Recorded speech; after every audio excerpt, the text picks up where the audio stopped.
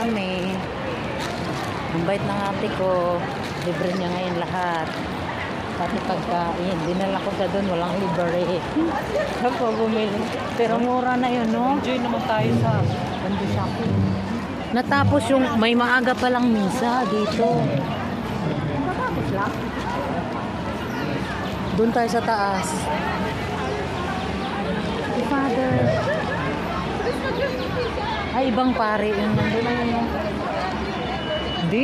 Ano yan? Oo, ibang pare yung. Hindi yan. Yung ano yan sa. Yung tawag niya to. Yung nag-assist. Hindi. Sana, nag-assist lang yan. Oo.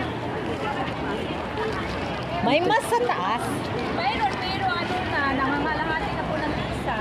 Ala. Next month na lang ko kayo, pila na lang kayo dito. Alauna ko. Wala na dito sa 1 o'clock. 1:30 dito. Ay, 1:30 dito ang start, 1 o'clock sa taas. So pwede magpumila dito.